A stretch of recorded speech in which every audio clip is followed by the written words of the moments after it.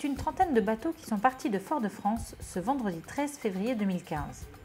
Le Tour de la Martinique, pour la plupart, ils le connaissent très bien. On a 10 ans, 15 ans qu'on fait ça. Donc, non, depuis gamin, on le faisait déjà quand on avait 15 ans sur les petits bateaux, sur les surprises.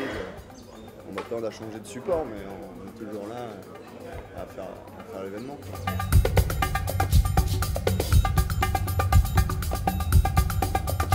Si tout le monde a plaisir à participer à cette course conviviale, l'objectif sportif n'en est pas moins mis de côté. Gagner. Eh oui. Faut pas poser la question avant de partir. Un bon bateau qui marche bien. Aujourd'hui, pendant le tour, a priori, il n'y aura pas beaucoup de vent. Donc je pense qu'on a une carte à jouer. Le départ des Maxi est spectaculaire. 5 Océans, qui a participé à la Route du Rhum, et Voile 44, skippé par Rodolphe Seffo, s'élance vers le marin.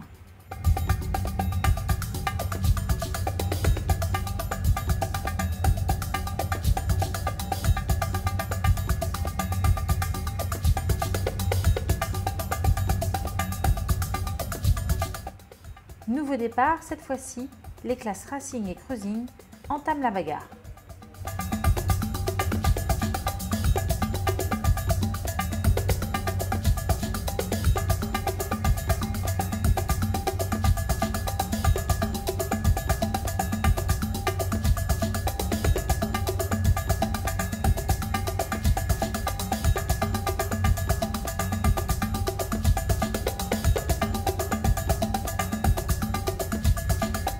La première marque est située juste devant Fort-de-France.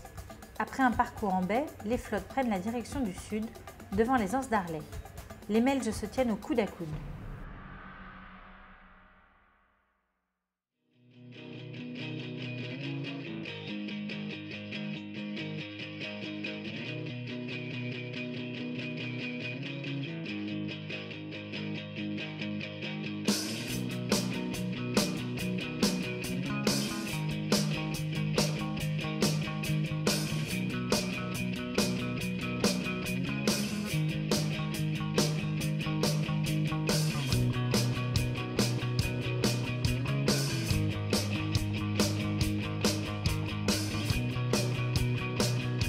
GFA est en tête et joue à Rascaillou. On cherche un peu de pression en entrant dans Grande Anse, puis Petite Anse.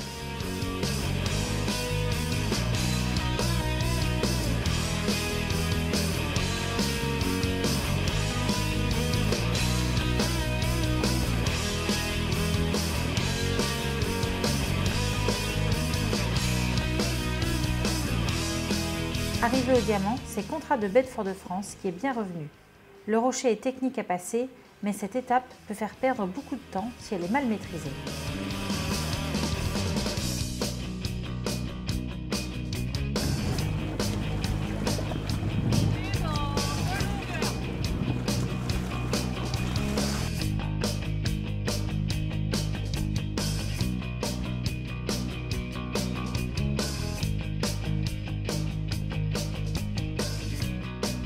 Et juste après le départ, ça a pas mal tourné puisqu'on est les ratings les plus hauts, donc forcément on doit être devant en temps réel.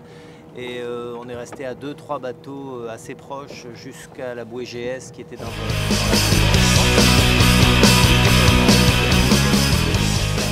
on a posé les cartes tout au long de la remontée. Mais c'est vrai qu'au départ, il y avait un nombre assez important de bateaux de catégories assez différentes.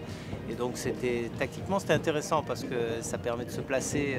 Il faut qu'on soit devant pour sauver un petit peu notre rating. Mais c'est pas facile de s'extraire.